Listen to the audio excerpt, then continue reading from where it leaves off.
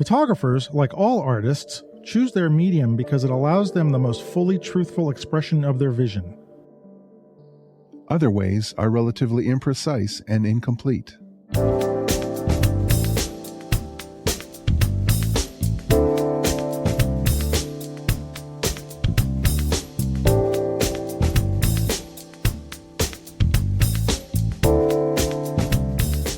Hey, welcome to the Street Shots Photography Podcast.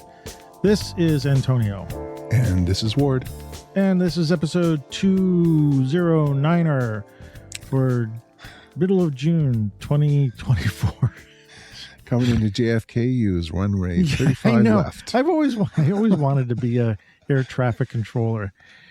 Or at least I wanted the little headset that air traffic controllers had. So yeah. Well, yes, the middle of June 2024. That's we're middle of June, right? That means are we halfway through the year? Is that the way it works? June or the end of June? I think. End of June is the middle of the year. June is the middle of the year. Yeah. All right, so we got a little bit of time. Yeah, so here we are. How are you? I'm doing well. I did go to the Hand Hills Stampede last weekend. Got some good pictures. Shared some with you. Yeah. Do you want to share any? We're not going to talk about it in this episode, but you want to share little tidbits of something? Yeah. It was a lot of fun. I bought some new gear, and we'll talk about that later. Yes, okay. I got some new gear, and it works. We let the audience know that we were going to talk about it but I guess something else. Well, we're teasing for next. But next episode. Okay, we'll talk about that next episode. Sure. Maybe I'll have some new gear by then too. I don't know. Okay. Who knows? So how did it go? It went pretty well. New gear, some rented gear. Went right back into straight up rodeo action photographs and fun and working in color and black and white, and that was good. You work in color, huh? That's not a usual thing for you. I don't publish a lot of my stuff that's in color, but I do shoot it and for the appreciation of others and because I can. Yeah, because you can. Oh, I'm glad that went well. How long were you there for? I was there from last Thursday until Sunday afternoon. So three and a half days of action and fun and camping. We towed our camper out there and oh, really? And stayed out there and camped. They plug everything in? You got all the... There's nothing, unserviced, my friend. It's in the middle of a field. Really? And you could survive in a camper for that many days? No, I really don't like it that much. But okay. It's one of the sacrifices of being, Okay. Yeah, it's fine. They got bathrooms. It's all fine. No water hookups, no showers? No. It gets a little ripe out there. Yeah, there are things you can do. I guess if you're at a stampede, the last thing you can do is worry about a shower. I don't know. That sounds great. Yeah, we'll talk about it in the near future. But that sounds like a good experience. I definitely want to hear more about your. As you're mentioning that, there's something about gear and the kind of photography we do that that just rang a bell or got me interested in wanting to talk about it. But that's not for tonight. That's not for time. What was I going to say? I had not a new class. I did a street photography class at the Brooklyn Public Library. They're interested in some of my classes, and I probably mentioned this. Mm-hmm. Did I mention it? I must have mentioned it in the last episode. But I went to this new library in near Brooklyn Heights. And it was a totally rebuilt library. They knocked the old building down and they put a new one up. So it was really good to be in a space that was totally designed to be a library. And they had this presentation space downstairs and a brand new projector, and the screen was nice and large, and it was air conditioned. Wow. And it was like all the stuff. And I had such a good time at the class. I think I had 15 people signed up, but about 8 or 10 showed up. You never get a full amount of people. And it was a beautiful day. This was just this past Saturday. This is, we're recording on Tuesday. It's just 4 days ago. In New York on Saturday, it was beautiful. It was it was an 11 on the scale of 10. It was such a beautiful day. So that added to my energy levels. And what was really funny was that when I do a class like that, I get a lot of energy. right? Yeah. I bring in a lot of energy. And I realize it has nothing to do with the class. It's like it has nothing to do with the people in the class. They're just there. It's just this reflection of how much energy I put in. I don't know why I just realized that, but I did, because I came out of that class and the woman I met there, who was the librarian, who was my contact there, I was just so excited. I couldn't stop talking. And I was like, this place is great. This is such a great thing we're doing. Oh, we got 8 people signed up. And she must have thought I was nuts. But usually when I do those classes, I will send out the students. I always send them out on their own walks, and I'll wait behind so that I can watch their stuff. I don't always go on the photo walks. And again, we don't do a photo walk. We all sort of go out. But this time I went out because it's a new location. So I was out with my Fuji X100F, and it was actually kind of fun to like walk around with that camera and do some sort of black and white, little details of a part of Brooklyn that I just don't go to all the time. So I haven't published any of those pictures yet, but that was a fun time. So yeah, cool. That's been my photography thing. But we've got tonight we've got a guest. Speaking of photographing in the neighborhoods, we have an interview. So why don't you tell everybody who we've got tonight? Well, he introduced himself as a listener to us and very graciously sent us a book of his.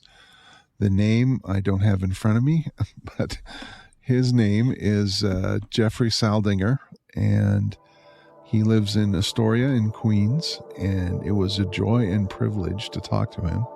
So here's our discussion with Mr. Jeffrey Saldinger.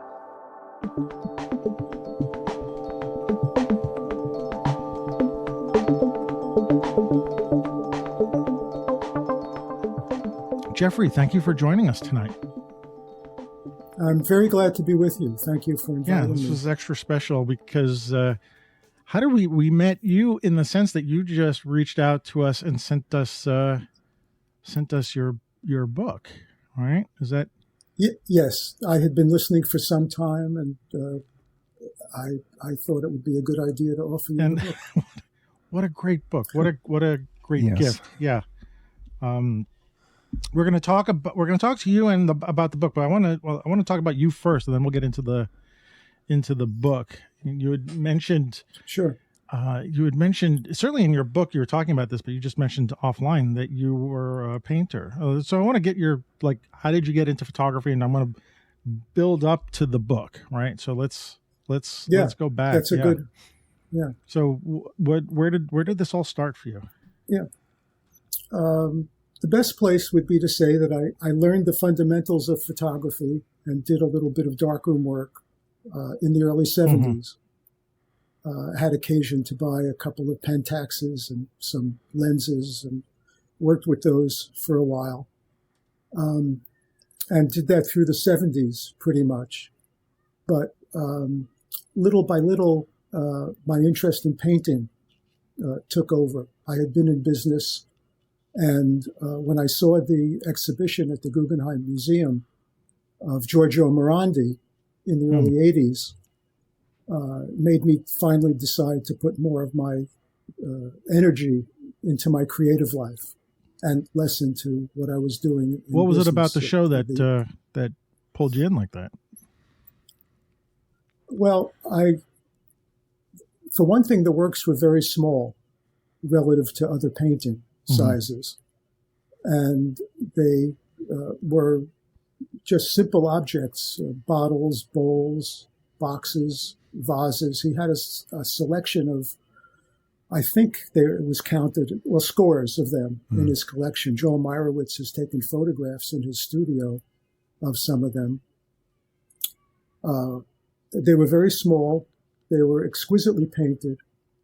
They didn't seem to me to refer to anything outside themselves except the act of painting and dealing with issues relating to how you use the materials. Also, he did drawings and etchings, which were basically black and white, simple monochromatic. And I was struck by how moving both the color and the black and white were, even though they were very small. I also liked the obsessiveness of it. keep going back and back to the same subject matter. And it stimulated me to think narrow and deep about the work I was doing instead of being more broadly based. And it was irresistible. So I was living in a small studio apartment in Manhattan at the time and started doing what I could do with acrylics and charcoal, and kept working and working, and then was drawn to self-portraiture. I had the good fortune to get a job at the Frick Art Reference Library. Wow. In '86, because of my academic background was in chemistry and library science. Wow. And being self-taught in art by using library resources and going to museums and such, talking to people. And when I got to the Frick, I fell in love with the Rembrandt self-portrait that the Frick has, the 1658 self-portrait, the largest one Rembrandt ever painted. And that got me interested in self-portraiture, which I started doing. And when I moved to where I live now with my wife in Astoria, Queens, I had enough room that I could begin working in oils. And I began to concentrate on self-portraiture when we moved out here in '88. And by the early '90s, I was able to form a relationship with a gallery that had recently opened on the Upper East Side. And they took me on. And we had I was with them for 15 years, had 3 one-person shows at their gallery, and had some work in some group exhibitions, had some nice reviews, sold a nice amount of work. And it was a very heady time for us. But we parted ways, the gallery and I parted ways in late 2008. Oh, that's that was a bit of a relationship then, right? Yeah. Yeah, we were together for 15 years. Yeah. And when during those years I was painting, we didn't have a computer at home, and they were doing everything that needed done in terms of cyberspace awareness. They had somebody taking photographs of my works and uploading the JPEGs and creating a website presence. So I felt very nurtured, and all I was doing was painting and drawing. And then when the gallery and I split up, I wanted to have my own website in order to continue having an internet presence. And that's when I went to B&H and bought a digital SLR and started doing... I was going to say, you go into B&H. That's the end. Well, for me, it was the beginning. And I'm semi-humorous and semi-proud of a little anecdote about that time. I knew what I was doing, relatively speaking. I was using my Pentaxes all along to do casual photography and to take slides of my paintings, which I would send around to galleries and have with me as a portfolio of sorts. But I knew so little about digital photography at that point that when I went in the first time, I thought that in order to work with the different qualities of light in different environments, you had to change the card in the camera because I was so accustomed to using film that was balanced for the kind of lighting conditions. That's a marker of how fresh and new I was to the world of digital photography. But that began, and that was in 2009 that we bought our first computer at home. And right away, two things happened. I loved using the camera, taking photographs of things around the house and so on, in addition to what I was doing for my studio support. And I was absolutely seduced by the software. iPhoto was what came with our iMac. The iMac we bought was that early version of, it was iPhoto. It subsequently became Photos, but I graduated from iPhoto to Aperture. An Aperture user, yeah. Yeah, I was. I loved it. And then when Apple announced that it was going to stop supporting it, I realized I was going to have to learn Lightroom, which I did. But this covers really a 4-year period between 2009 and 2013 when I was fighting between painting and photography. I rekindled my love for photography that I had in the early 70s, but I was reluctant to stop painting because I liked painting, and I had gone on to painting not only my face, but also my hands, paintings of my face with my hand, and ultimately paintings of just my hands, paintings and drawings of just my hands. So I was still very much engaged with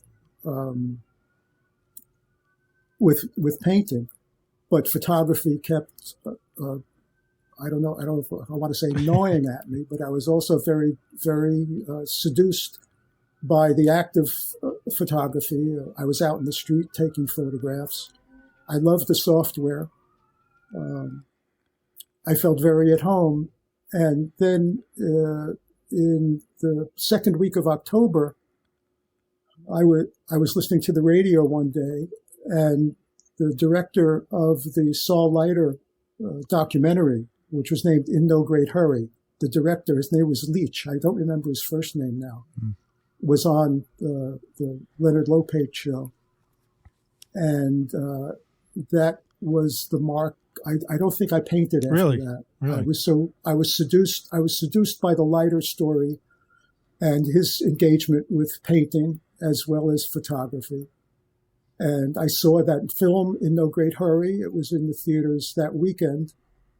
And from that point, I've been doing only photography. Had you, had you heard of Leiter before the interview? No, I knew very little about photography. I just had not been paying much attention at all. And to learn Lightroom, I took a class at the International Center of Photography. It was 10 weeks, 3 hours a week. I did a lot of work on my own at home with lynda.com, and the Luminous Landscape website had a lot of stuff. And I started studying at ICP, and then I took classes in Photoshop and a couple of other critique classes, used their library a lot, and looked at a lot of images, began going to more photography galleries, and continued the trajectory of self-education that I've been doing since, basically forever, because I never went to school for either painting or photography. Yeah, I took a few classes early on at the National Academy of Design, School of Visual Arts, and the Art Students League very early on.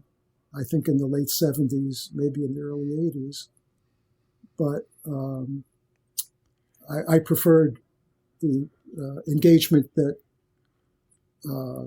self-education brought to me as opposed to formal, organized education, except when it came to ICP, when I really needed it and was very seduced by the whole environment there, the people and the library, the easy accessibility to the books. It was a convenient subway ride for in Queens. Let me just ask you a little side question here. What was the appeal for you of learning photography on your own rather than in an environment like a school or something like that? And I asked this because I teach a lot of photography now, and I do a lot of one-off classes. And of course, a lot of people are in the same position. They're not going to school for photography. They're dropping in and taking classes. And so I was just curious from your point of view, what you found appealing about that, doing the work on your own. Well, I found a lot of it, and especially at ICP from time to time, I found at ICP, it was easier to be engaged in that formal environment. I think because I had a stronger sense of how to direct myself and make progress from week to week. In the beginning, I had experiences where I was either bored or the people in the class were not serious enough. Progress wasn't being made. I wasn't always able to pursue subjects to the degree of fine bore that I like to get into things. But the right teacher can make all the difference, as you know. When I took printing, and I now have a Epson P800 at home that I use all the time. When I got into learning printing at ICP, I studied with somebody named Ben Guest, who did terrific classes and made a very big difference in my photographic life, and how he talked about what Photoshop can do in a lot of adjustments and fine tuning your vision and things to look for in photographs, knowing how to see photographs in effective ways. And also the people in those classes were generally more animated and involved. So it depends a lot on the chemistry between the student and the particular instructor, as you probably know. And I went to school for photography. Ward did not, so he's in your wheelhouse. And it's interesting to I expect it today from people, right? Because of the way there are very few schools. Nobody wants to devote time generally to go to a school for photography as much as, they just want to learn how to do the, how do I work my camera and stuff like that. So I'm always curious about, and you're of our generation, and yes, so when we were growing up or going through this, about the only way you could, not the only way you could load in photography, but it wasn't like today. There was something different about when we were going through the early period of digital photography and before that. And anyway, I was just so curious about the difference between learning in an institution and learning on your own. And I tend to always ask that. And Ward, you could probably speak more to that as well because you were self-taught. Well, for me, a small town in Western Canada, I didn't have access to any of the resources except for the Time Life Library of Photography that my mother got me when I was 11. And you could take any pictures that I've ever taken and I could draw a straight line to any of those silver volumes that are sitting on my bookshelf there. It is such a seminal, looking at it, as a preteen, not even knowing what I'm looking at and asking the dumb questions. Why do we all agree that these are such great pictures? Just asking the question, in complete pure ignorance, and working from that, and then using that as a kind of a, how do I put it? There's no stakes. You're just trying to figure out what it is you need to do in order to get a picture that represents something like that. And then for me, it was, it was just years and years of shooting, processing, printing, getting better at the craft of it. And that happened, a lot of that, in complete teenage enthusiasm of not really knowing what I was doing, but having the discipline to get my process in shape. So in the years that came once I got into my 20s and I got to be a pretty fair printer, then now I could see, then I had an eye, then I had a style, and it was like this relief of not having to worry about the process of walking into the dark room and having the confidence and having my headspace completely at creating the vision, creating the images that I wanted to make at the moment that I was shooting. And so, but that requires a lot of personal commitment, that you have this, you're not being told by anybody what to do. Right. And so and I am envious of both your backgrounds, because you did have these guys and some of the big names that I read about in the magazine you've met and shaken hands. And I'm like, you guys, but we all come from this different thing, but we get to these convergences where, that we can kind of sit together around the campfire and tell our stories. And I really like the diversity that we have in terms of background, and how we can kind of come to the same conclusions, that we are on the right creative path, or whatever, however you want to put it, that we are on our journeys, and that it is fulfilling, irrespective of the mechanism that we use to get there. Yeah. I do have something to add, actually. I think my relationship to self-education is that I was always tentative, if not suspicious, about taking on the values of the people that were leading the class.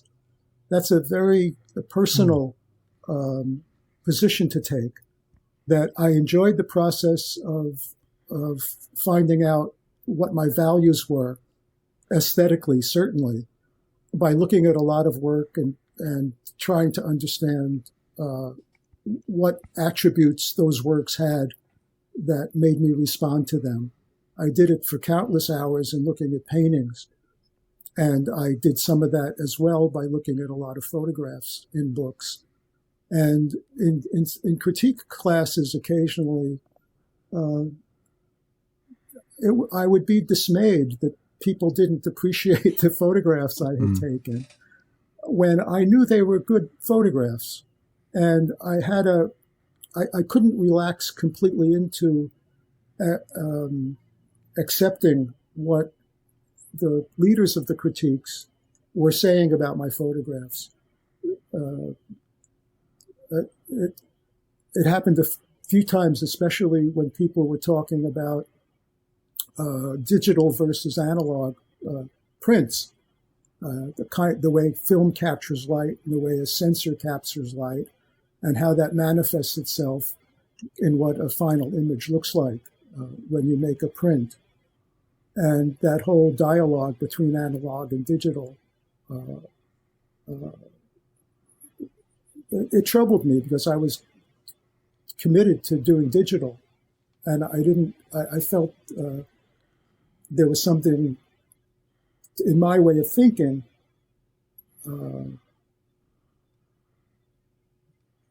counterproductive by saying that prints had to look like they were taken with a film camera. You tried to make a digital print look like a film image. And I thought, well, the technology doesn't exactly do that.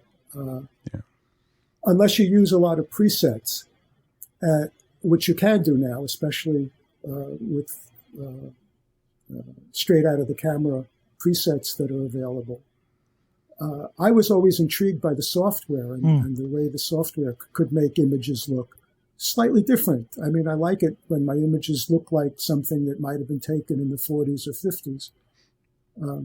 But that's just one example of how about institutionalized instruction, that I sometimes found to be the case, that in some times what I was getting out of institutional instruction was very important, as it was when I took my introductory classes in Lightroom and Photoshop by very good teachers.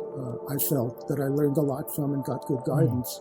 But a lot of the other stuff I just needed to figure out on my own.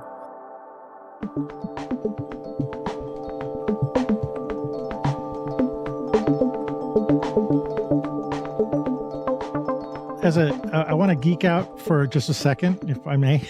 Because you're one of the few people who I've met in recent times who used Aperture, right? And I always felt that those of us who liked Aperture were sort of outliers a little bit. And And I actually would like to ask you if you felt the same way. For, I use Lightroom. I used Aperture. I loved Aperture because as a transition between an analog photographer and a digital photographer, and for some reason, Aperture gave me the most feeling in the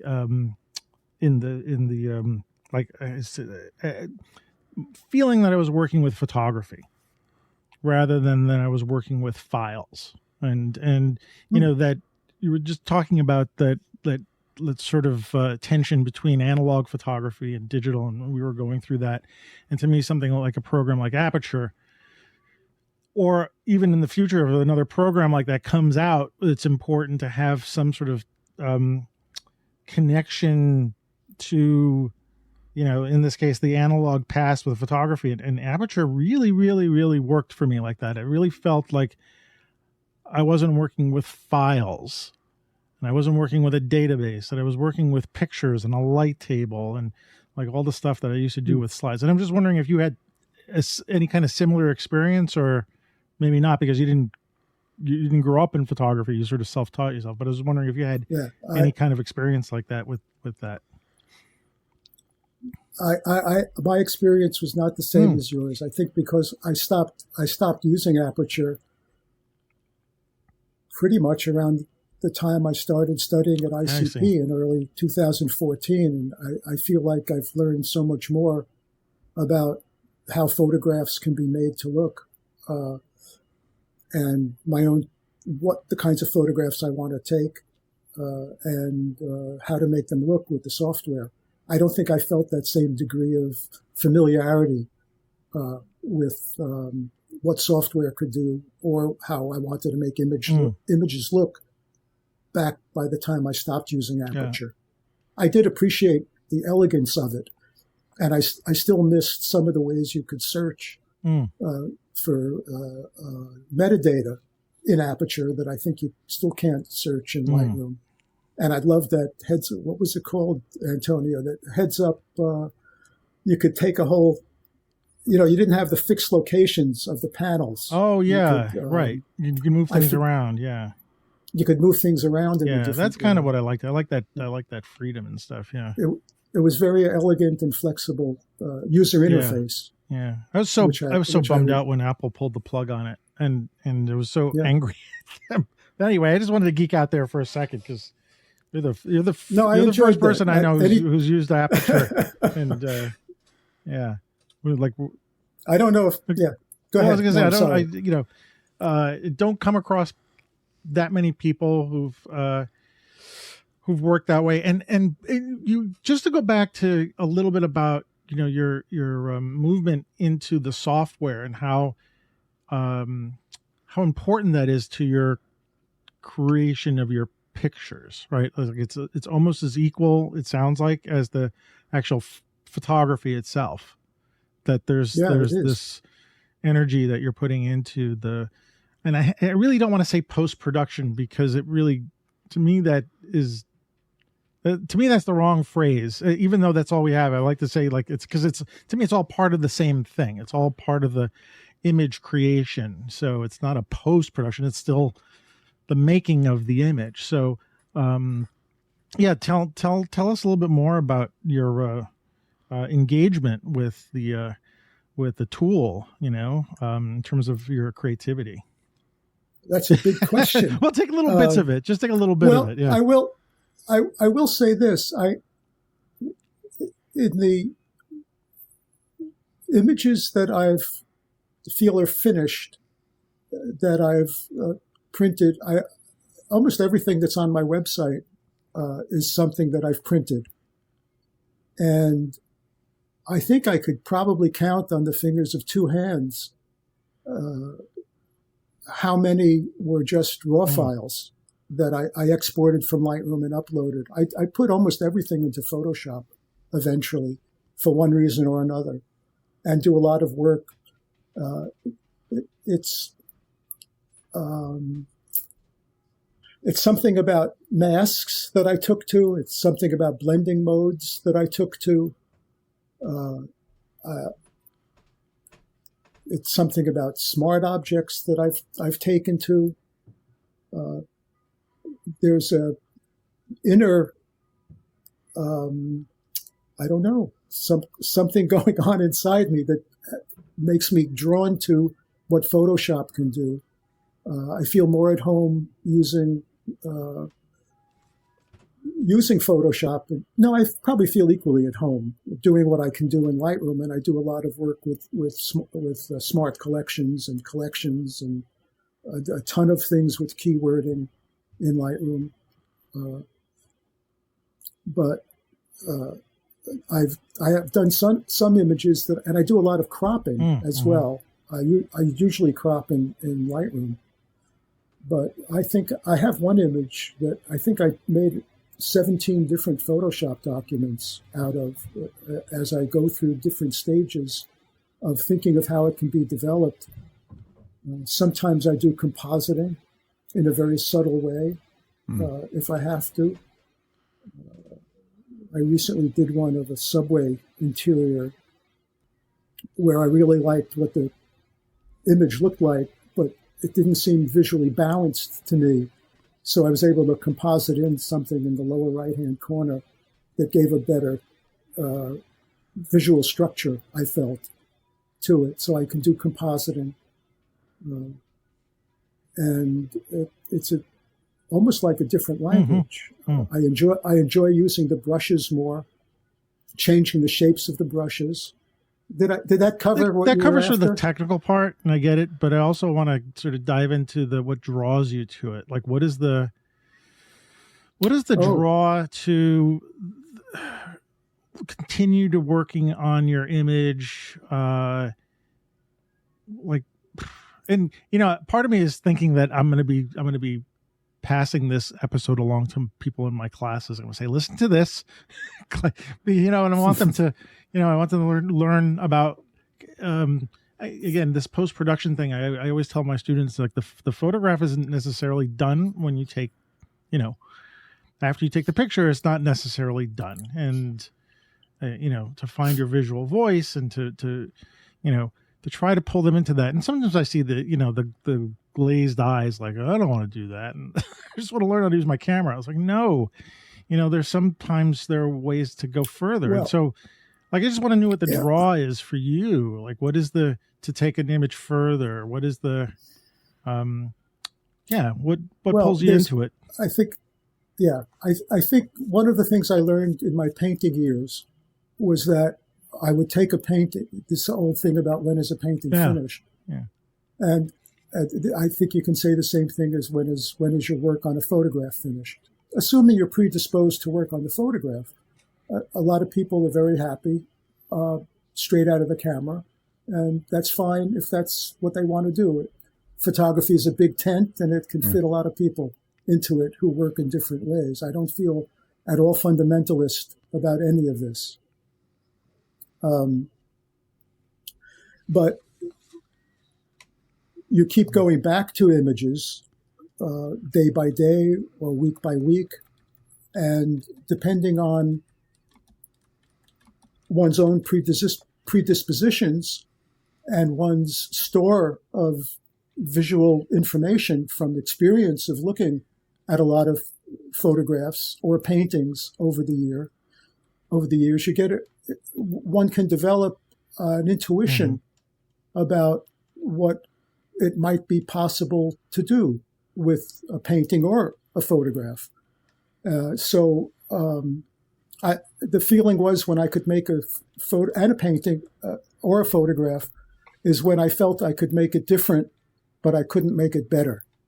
And by better is an extremely personal and intimate and no way to define what better means, except that it has a constellation of attributes that you find most pleasing, based on your own encyclopedic knowledge, one's own knowledge, based on all the photographs and images one has ever looked at. One understands what a photograph wants to look like, and that's gets me back to the idea of institutionalized instruction. If a instructor is prescriptive of what images should be looking like, then you're taking on an instructor's sense of when a picture is finished. And that doesn't work for me personally because of my own, I don't know, personality, my own character, my own whatever is going on in my own head. I want to do it my way and live with that and take my chance. It doesn't mean I don't still learn things from listening to people or take suggestions on how something could be done differently.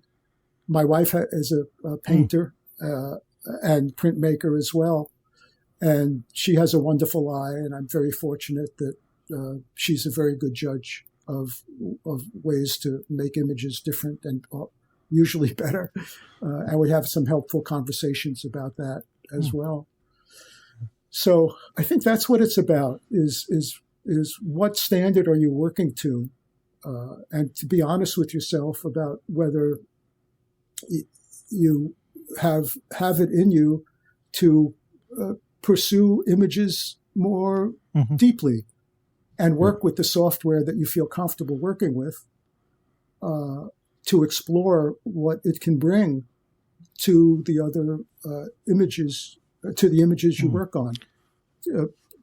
Playing with whatever you want to play with, just try things, and if you're so disposed, and see how it makes the image look, and ideas will come. And for a given file, you're not limited to one way of looking. There's one file in particular I can think of. I think it came after the book. It was a simple photograph I took it from the stairway landing of an elevated subway station down into the street. It was just a pillar of the subway and the back of a garbage truck. And I loved it because of many reasons. And I got two, I think, interesting photographs out of it by cropping it differently and processing it differently in Photoshop. So I think that's where the answer lies, is knowing how images can be made to look and pursuing them until you can't make it any more satisfying to yourself. Oh, great. It's funny. Well, it's not funny. It really resonates with me, what you're saying, in that the images, the product that you're creating that we all get to look at they are creations. They're not simply discoveries. Yeah. And I have the book and been through it many, many times. And with a lot of the photo books I have, I can go through the work and I can absorb them fairly quickly. The context, the content of the images, the compositions are fairly easy to read, easy to absorb, and then you go, okay, I get it. When I go through your work, I go through it again and again. There's something about it that is a precision, for lack of a better word, of what it is that you're doing that I can't really memorize. There's a lot there.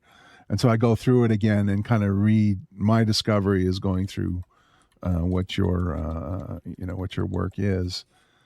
And I was wondering, we could talk about the book now. So how did that come about? Where did that start? The idea, had you already had enough of that street work that you thought, I have enough for a book?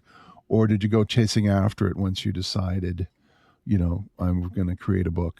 Oh, and Jeffrey, before you answer that, I want to give the name of the book.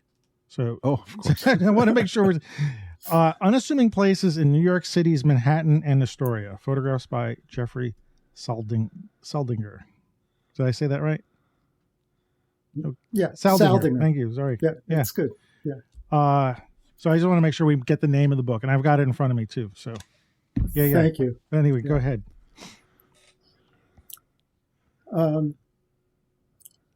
There's a lot of conversation at ICP about making your books and about putting together a project and getting a book out. And little by little, as my work accumulated, I began to feel it was time. I had a lot of images, and I wanted to make a book. And the people at Conveyor Studio who do print on demand, high quality printing on demand, I didn't take the course they teach at ICP, but I knew of them.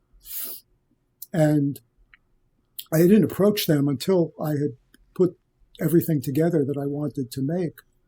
And I don't feel that I'm a storyteller in photography.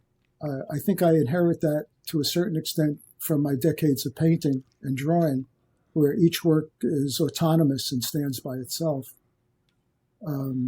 as opposed to being part of a well-defined project or narrative, story, however, whatever language you might want to use. And basically, I went through my Lightroom catalog of hundreds of images that I've done that I like.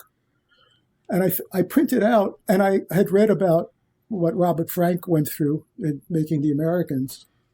And I printed out, I think it was around 350 images on my Epson on 4x6 paper, and went through this is the mechanics of how I made my selection of taking two pictures, photographs, holding them up next to each other, and just looking at them, which one did I like more?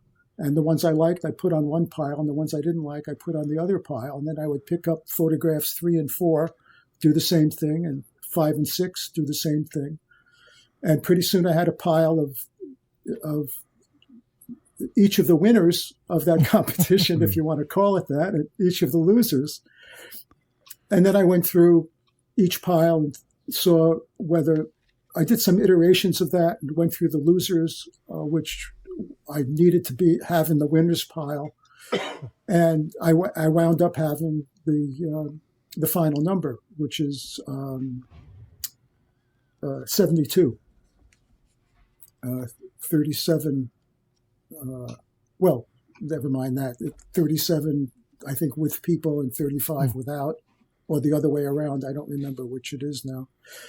And once I came up with the final images, then there was the question of sequencing. And I had become familiar with some of the ideas about sequencing. I had read some work by and about Nathan Lyons and sequences and series, and reading about attributes of images that might make them pairing effective pairings with each other. But I liked the idea of having one image only on the recto of a page and the facing page being blank, except for the caption, which privileges the image as a freestanding work without forcing or encouraging a pairing with the work that's opposite it. And I went through several iterations of that, spreading them out on a big table and seeing what sequencing made sense to me, and thinking about the attributes of the images that made them seem to go together. Because if you're doing a book, something has to come before something else, and something has to come after something else. So unless you're going to sort by random or by date, or I don't know what, it has to be something that you're going to sort them by. And I came up with ideas of what made images go with each other. Sometimes obvious from the formal qualities of the image, sometimes not obvious, but by associations I would make, personal associations that seemed effective. And that was how I came up with the sequencing. Let me ask you. Oh, sorry, I didn't mean to interrupt. I was going to say, is your general stomping ground when you're photographing New York City? Is it mainly Queens and New York? It's mostly my mostly your neighborhood, really. mostly my neighborhood, Astoria. And I think there's one in there from Dumbo. I took on a day that my wife and I visited the carousel in Brooklyn Bridge Park. Yeah, it's Brooklyn Bridge Park. Dumbo's the area right underneath the Brooklyn Bridge and Manhattan Bridge. Yeah. One image was from Dumbo, and one image was from Long Island City, the Queensboro Plaza station.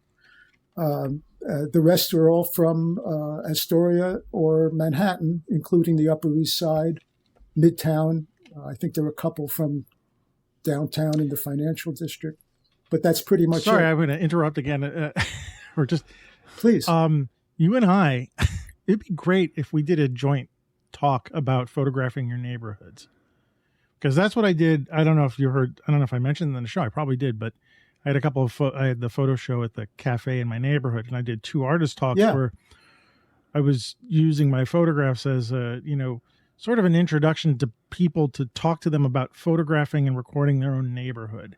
And like, you're a great example here because you don't need to travel in a million different places and to get great photography. Everything it can be right around you. It's also quite a challenge, I think, to photograph your own neighborhood, and try to see it in a, in your own way and in a different way and not get bored and stuff like that. So maybe someday you and I can do a joint talk someplace. Sure. Because, when I got your book, and I can't remember when you sent this to us, but I think I was still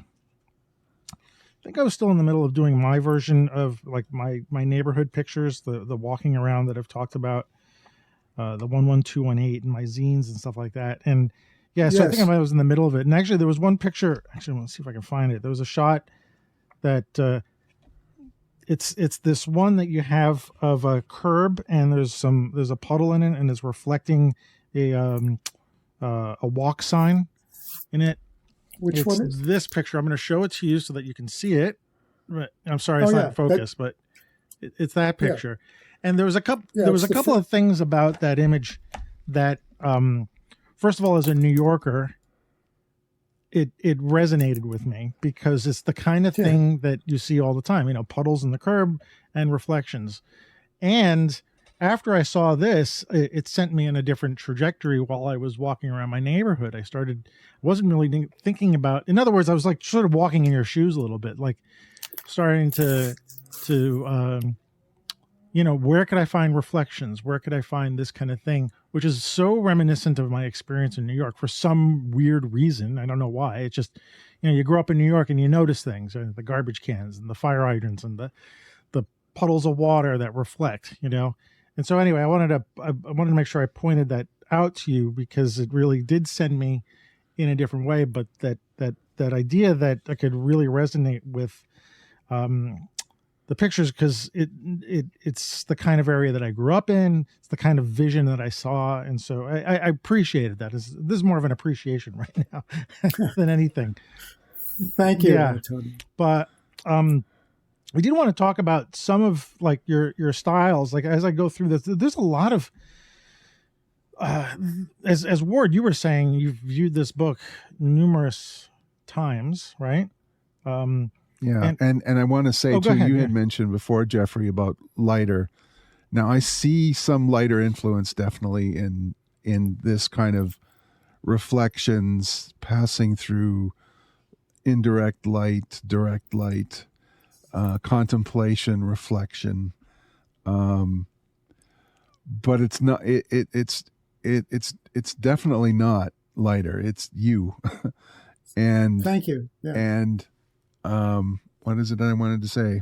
I forgot. It was just we're in the Appreciation Society again.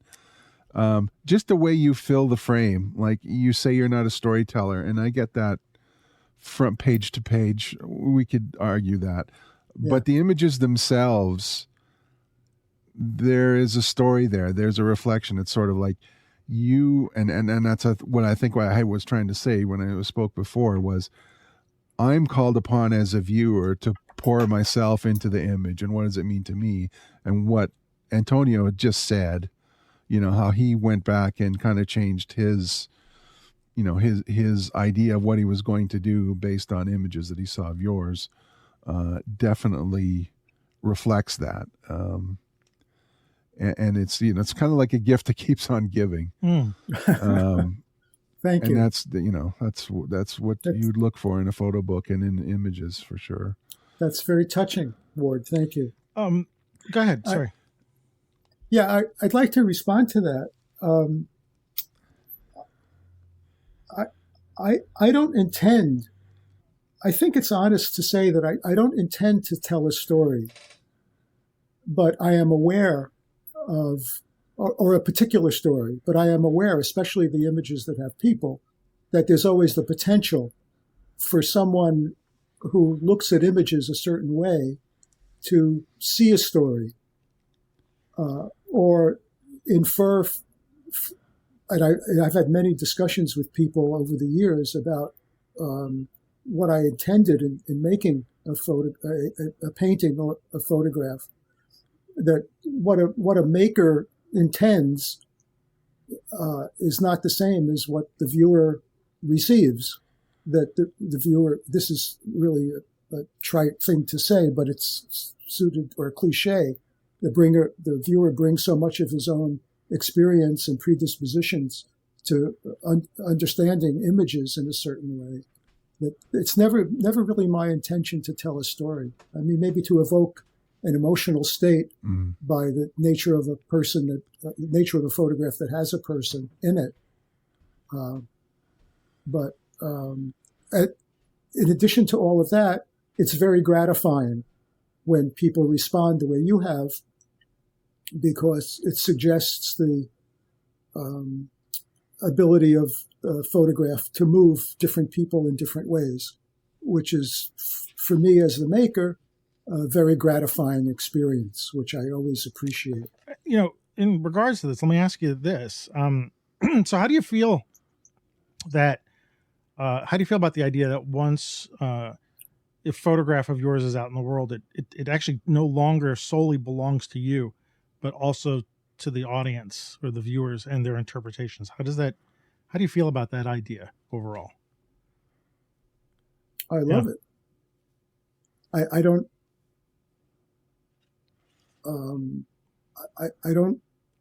I think I don't understand how anybody could find that objectionable. Well, do you ever worry that a photograph could be misunderstood or misinterpreted?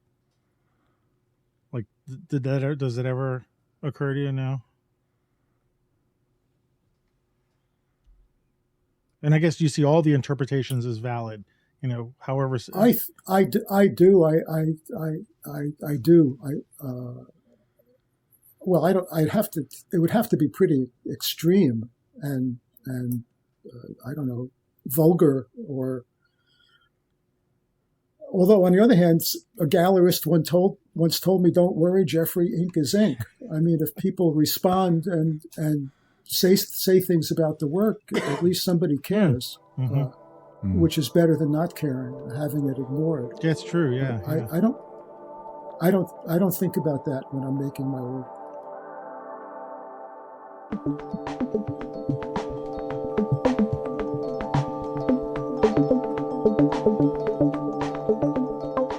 So we're talking about people. You were mentioning before about people in your photographs and the possibility or consideration of a story there.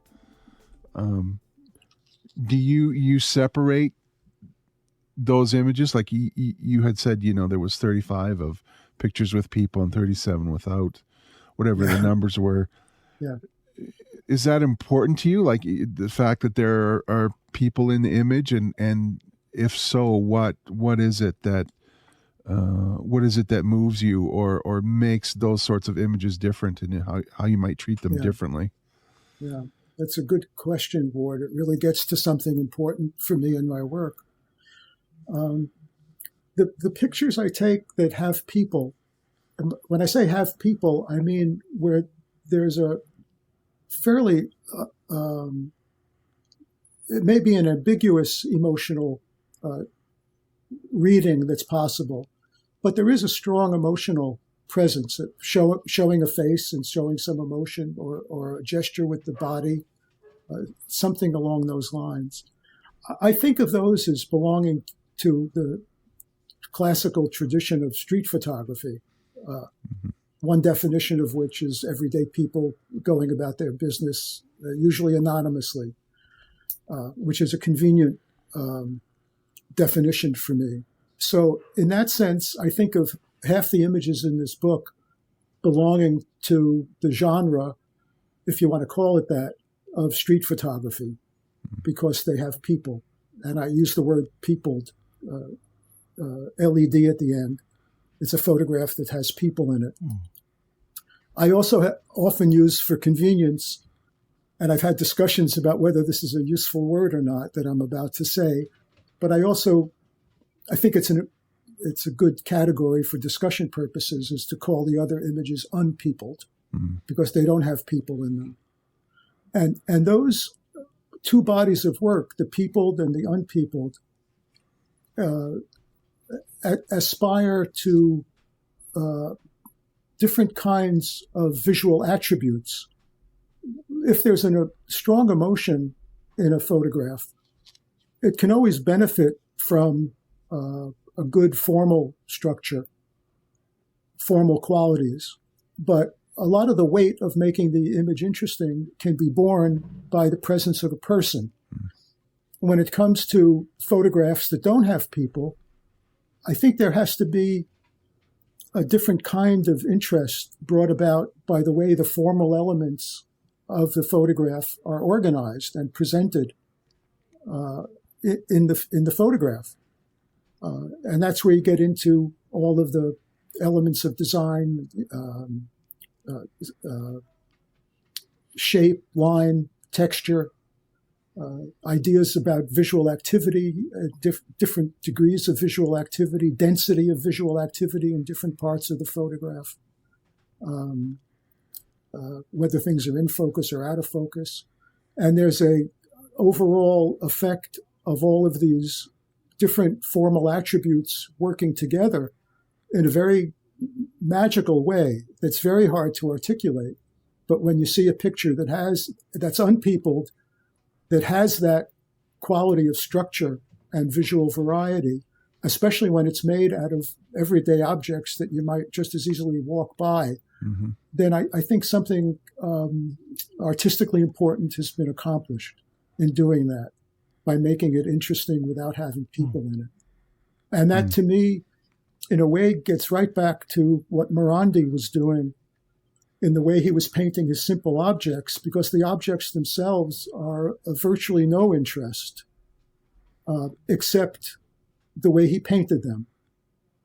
And I feel much the same way about many of my unpeopled photographs, which are not interesting because of what they are, but they're interesting because of how they've been photographed, how I do the framing when I'm in the street. But as important, if not more important, is what I do in Lightroom and Photoshop afterwards to create what I feel is a visually interesting and balanced composition of all these attributes that a photograph can have when they don't have people. And that, to me, is goes way back to the earliest impact of Morandi on me, of thinking about the way he used the paint and with his simple objects. And also working small. Most of the prints I make now are, for a 3x2 image, are 8 by 5 5 1/3 on letter-size paper. I sometimes make a 12 by 8 or a 13.5 by 9 on 17 by 11 paper. But I often do that to make sure that my masking hasn't been sloppy, or there are other imperfections that I'd rather not have in the final Photoshop file. So that's I think that addresses. Absolutely, it does. That's maybe the best answer to a question we've ever had on the show. It's inspirational. Thank you, Ward. Yeah. Actually, in regards to how do you decide on the balance between clarity and ambiguity in your work? I think I have to say it's purely instinctive. Yeah. I mean, that also goes back to Morandi. Sometimes he worked with very concrete renderings of his porcelain or cardboard boxes, and sometimes they were very abstract. Sometimes they melted into the background. And again, I go back to that idea of trusting one's instinct based on all the paintings and photographs one has looked at.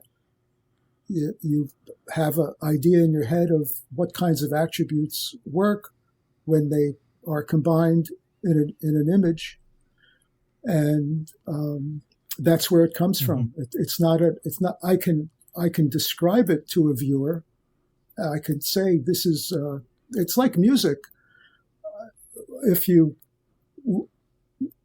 look at a few measures of whatever, a Beethoven score of whatever, a string quartet or a piano sonata or a symphony, you can see the notes. You can describe the notes. You may not be able to figure out how he was able to come up with those notes, but not everybody's going to like the way it sounds when it's played. And it's very much the same about clarity and ambiguity in the photographs. That I think it comes out of the product of working a long time and developing a sense of how images can look and how you want your images to look. Do you think your photography is pushing the boundaries of what we think of as traditional street photography?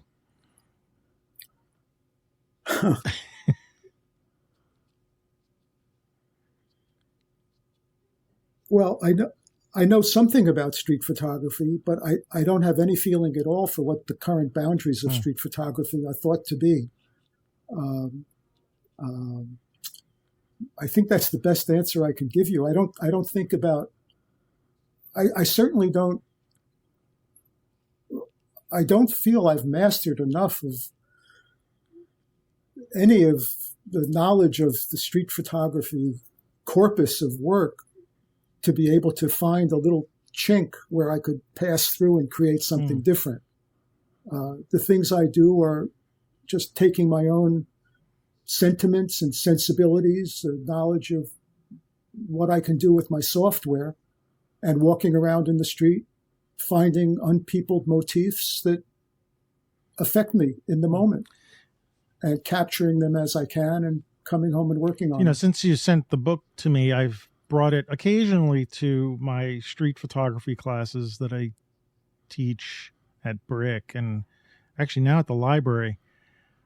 I don't always bring the books with me because sometimes I don't want to carry a lot of stuff with me because it's like, where do I stop like bringing books? But I brought your book, I think, to 2 classes, and it was really just to show the students who are really kind of like they're across the board, right? They want to learn their camera. They want to take these kind of, like there's a whole bunch of reasons why they're in a street photography class, but I like to show them your book when I can to say, like, look at this kind of work. Like this is not,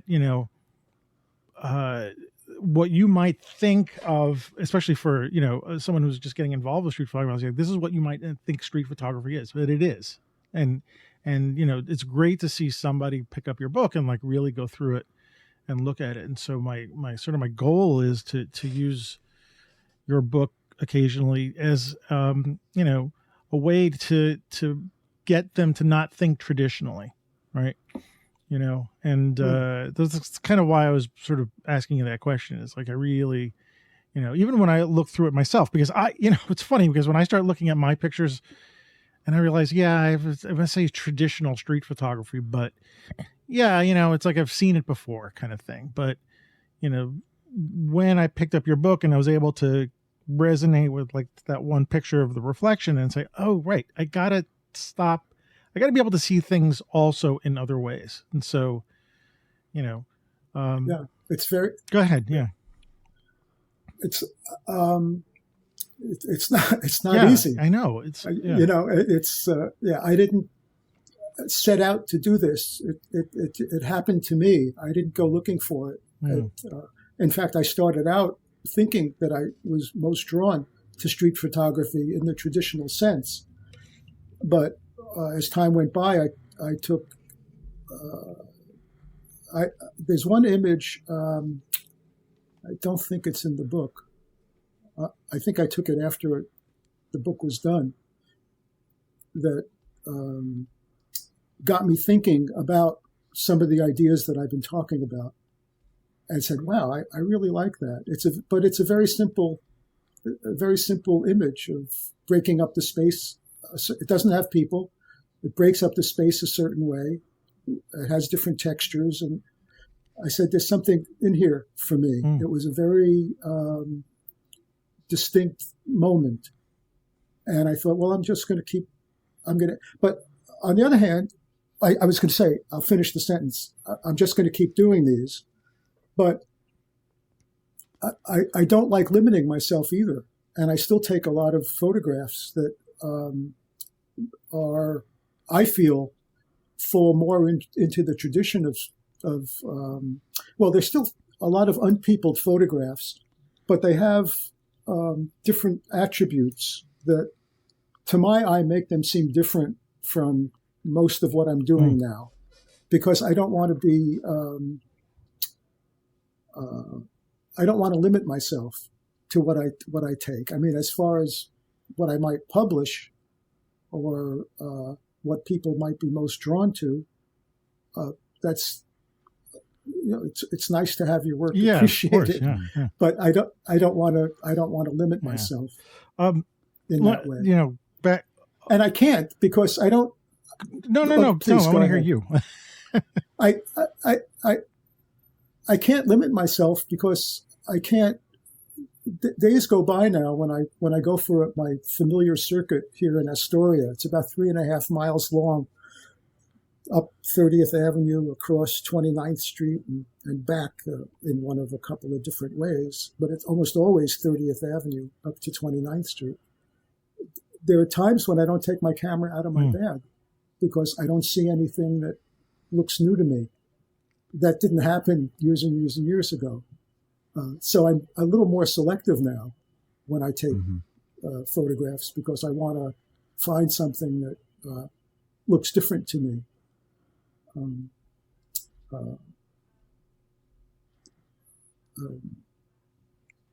sorry. It's okay. I was going to ask you. I was going to go back to the, as a making of a project, this book. First of all, it looks like it's incredibly. I mean, it's a high quality book. It looks like, something. It's not a blurb book. It is like a book. Hey, what's wrong with blurb? No, there's nothing wrong with it. It's nothing. But like, I was like, to hear that you self-published this, or it was from a place. What did you call it? It was Conveyor Studio in Jersey City. Was the production of the book difficult? Were there any challenges to it? I mean, can you just go into that a little bit? Yeah. Well, the biggest challenge in the production of the book is that if I had been trying, I couldn't have hit the time of COVID more accurately than I did, and so it took longer than it would have normally taken to have everything finished. But they were extremely gracious all along the way. We had a lot of emails exchanged about many factors. I went through 6 proofs that I did with them, which was a real learning experience, because I was accustomed to seeing the images as I printed them on my P800. And at the time, I wasn't familiar with all the factors that go into making these images on their paper look different from my images on my P800. I didn't understand all of that at the time. I came to understand it very well ultimately, but that took a lot of time also. And it was just thrilling to open up the box and see the book. Sorry, I was going to say, you made a conscious decision to divide the book between horizontals and verticals. So you grouped all the horizontals together. Can you just tell me about that a little bit? I'm really curious. Yeah. And then you have some squares at the back, right? Yeah, a couple of square, or maybe non. Maybe you have one square. No, they may be 4 by 5, but I don't think. Oh, right. Yeah, it's a 4 by 5, so it's still a vertical shot. Yeah. Instead of a 2 by 3. So yeah, I'm curious about that. And I just noticed it too. It's funny. I was just like, because I have my photograph galleries arranged the same way on my website. Yeah. I have separate galleries for horizontal and black and white.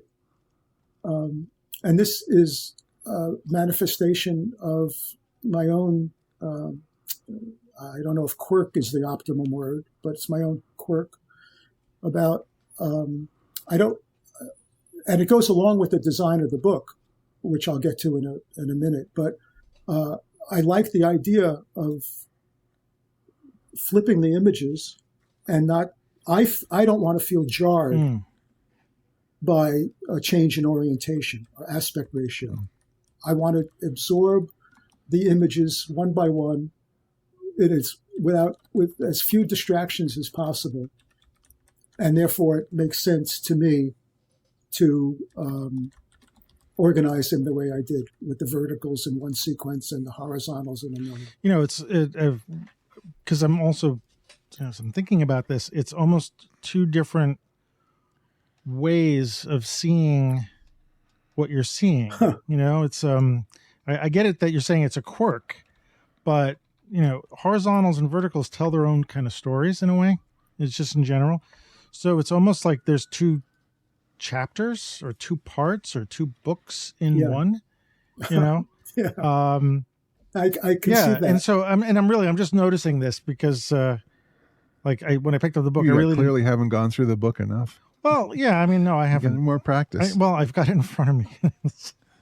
Of course, I'm going to go through it more. I don't go through books as much as you do, Ward. Like I tend to look through it twice, and then but yeah, I actually am enjoying that sort of book one and book two horizontal vertical thing that's going on here. So this is really curious and interesting quirk that you have there, Jeffrey. But I like it. Okay, so maybe it's not a quirk. I really like it. I like that you do that. And it's interesting that you talk about jarringness, and I wasn't thinking about the difference between. I mean, of course, you're always going to have one sort of quote unquote jarring thing when you come from the last horizontal to the first vertical.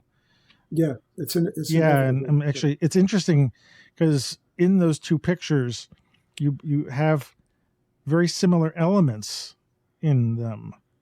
The transformation horizontal picture is a peopled shot with a walking person. The walk sign, and then the next vertical is the vertical, which I liked, which I found inspiring. I mean, I like them all, but the inspiration picture of the walk sign with the stop sign, the stop hand in the water. So that's an interesting. Did you know that you did that? No, I don't. So your subconscious did that. I'm pretty sure because it was paying attention. Yeah.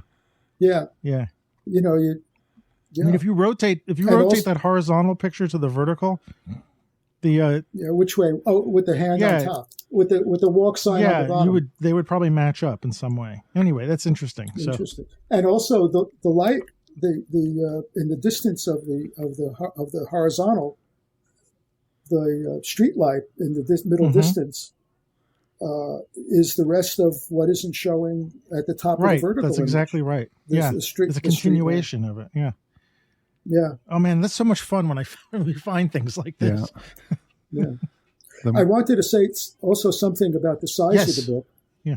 I wanted it to be square because I didn't want to privilege one orientation of image over another, and I wanted to have plenty of margin around the images, even at the expense of the size of the printed image, because I didn't want the image, certainly not a bleed, or even maximizing the image size on the page, because my own preference of not seeing what's beyond the book. When I look at the edges of the image, I want to see the white of the paper. Right. I don't want to see what's in the rest of the room behind the book. I agree. And what is it? yeah. 10 by 10, the book? About Oh, 8.5 by okay. 8.5. Shows how good my measurement skills are. Yeah. Yeah. And this, I also got that from the Steidl books of Lighter, the early black and white series, which has a similar volume size and similar image size. And I got the captioning on the facing versos from a book, one of Louis Stetner's monographs called Early Joys. He has that same thing about page numbers and image titles. So the book is based on all my experiences of looking at photo books and picking the attributes that I felt most comfortable with. So I can attest to, and you said the thrilling aspect of when you open the box of books, and I've had that privilege as well. My friend Mark Ryerson and I did this rodeo book, and getting to see, and the next year of the rodeo, we sold them at the little craft fair, at the rodeo the next year. And so you got to see people reacting to it in the moment. And many of the people who are, if not in the actual pictures themselves, they're at the venue, and there's a direct reflection of you're in this place and so on. So there was an artistic appreciation of the book, and there's also a sentimental aspect to the book and all this wide-ranging stuff going on. And Mark and I have had a chance to reflect not only on the success of the number that we sold and so on, but on kind of an affirmation as an artistic person that what we were creating was being appreciated by, it was as much selfish motivation to get it done and out there just so that we could hold the book in our own hands, ourselves. Yeah. But it was there was an extra level of people, people clutching it to their chest going, you have no idea what this means to me, kind of thing. Now I'm wondering, for you, now that you've created the book and we've given our feedback and so on, and you've heard from others, can you reflect a little bit or let us know what you felt since the book has come out, and any kind of tangents or observations you've made since it's come out, how it's affected you, and is it going to affect your work, or has it already?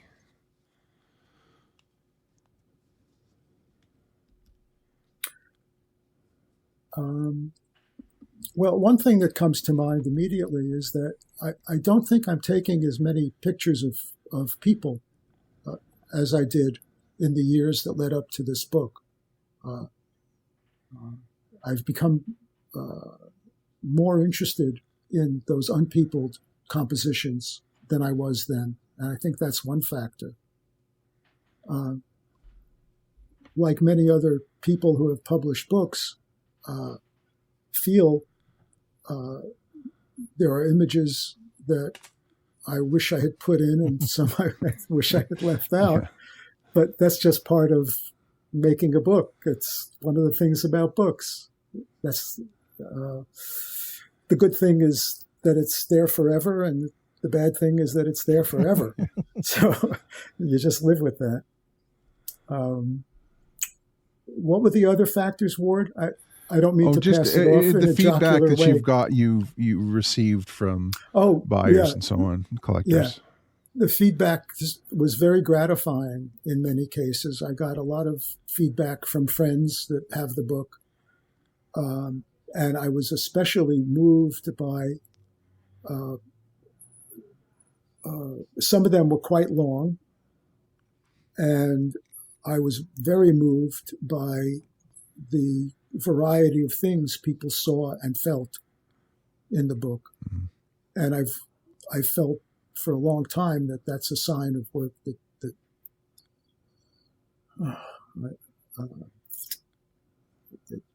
it's gratifying when a lot of different people see a lot of different things in a single work of yours. Mm.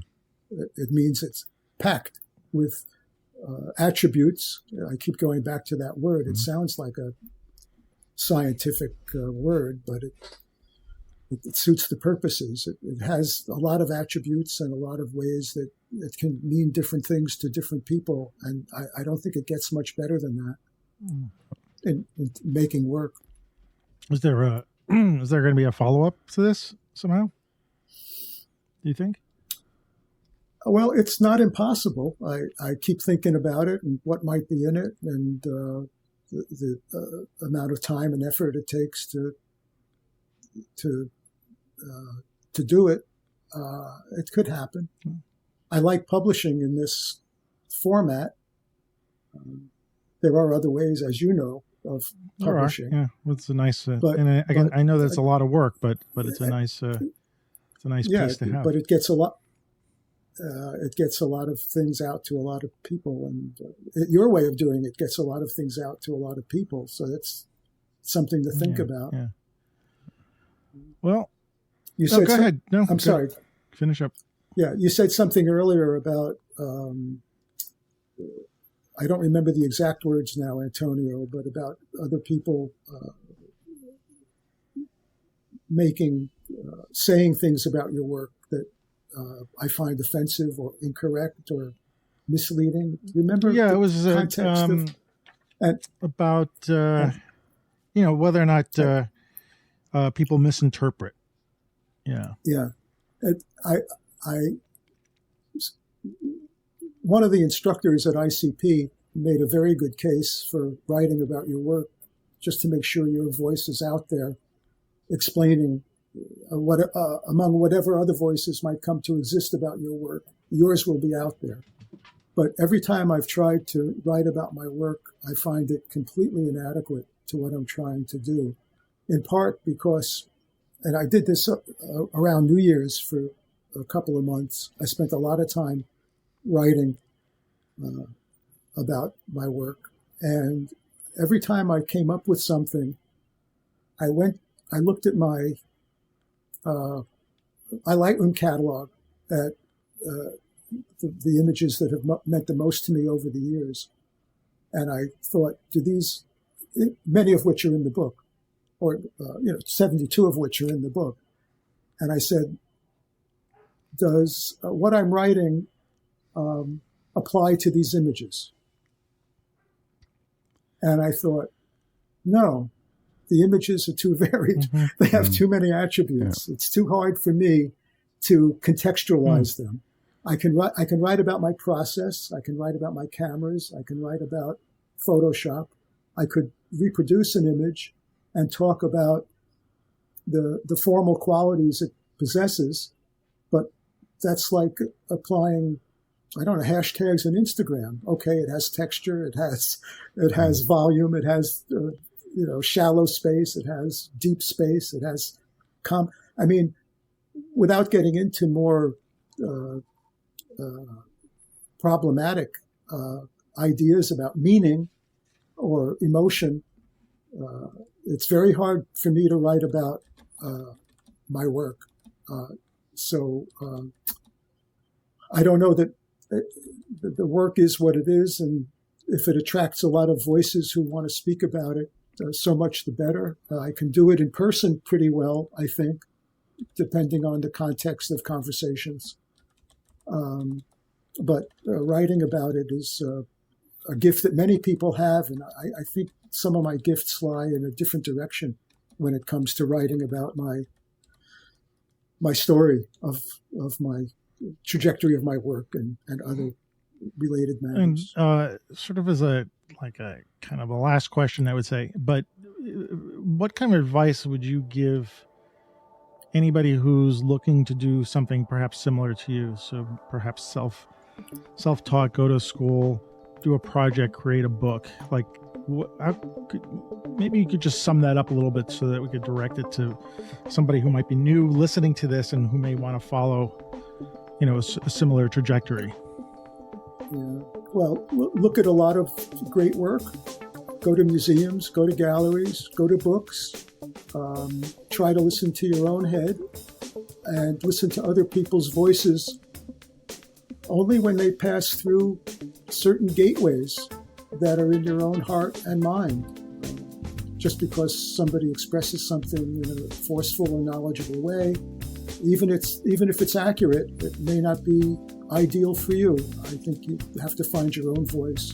And the way to do that is by looking at the best work. And I don't know what best means in this context, but you can go to museums and galleries and books, as I said, and familiarize yourself with what's been done and find a path for yourself that emerges from those bodies of work. Yeah, well said. Yeah. So I think we're going to have to wrap it up. The time just flew. We're just about an hour and a half in here. Yeah. So, Jeffrey, where can we find you on the internet? And can we still buy the book? And if we can, where can we? On the internet, my website is jeffreysaldinger.com. Instagram is Jeffrey Saldinger, at Jeffrey Saldinger. I also post on a platform called Glass, GLASS.photo, also Jeffrey Saldinger. I have a few copies of the book left. I sell it from my website. It's also, there are a couple of copies at a bookshop in Manhattan called the Corner Bookstore. And there are copies in Brattleboro, Vermont at the Vermont Center of Photography. There's a copy available in the New York Society Library on the Upper East Side of Manhattan on 79th Street. There's a copy in the Beinecke Library at Yale, and there's a copy in the Nelson Atkins Museum library in addition to that. Wow. I think that's what you asked for, is it not? That's what we got. That's great. Yeah, okay. I didn't leave anything out, did I? No, your website. You were good. Yeah, good. Well, Jeffrey, thank you so much. First of all, thank you again for sending us the book. So that's a great gift to have, and I love having it on my shelf. And I love looking through. I'm going to look through it again so I can get inspired again. And I will have to connect with you since we're not that far away from each other. So we'll have to meet in the real world and do something together. But thank you. And on my next visit to New York City, I want the three of us to sit around and have a coffee. That would be good. And maybe have some talk about the good old days. We'll go out to Astoria and have some Greek food. I'm assuming there's still Greek restaurants and stuff in Astoria. So, but anyway, thank you for giving us your time tonight. It was a great honor to talk to you, and it's great to We've met a couple times through a Barry and X's little gatherings. Yes, that's right. So it was nice that, and good to meet you, Ward, too. Yeah, it's pleasure's all mine, my friend. Yeah. All right, very happy. Well, and with that, we'll say thanks a lot and see you later. You're welcome. Thank you, Antonio. And don't disconnect yet. Bye-bye.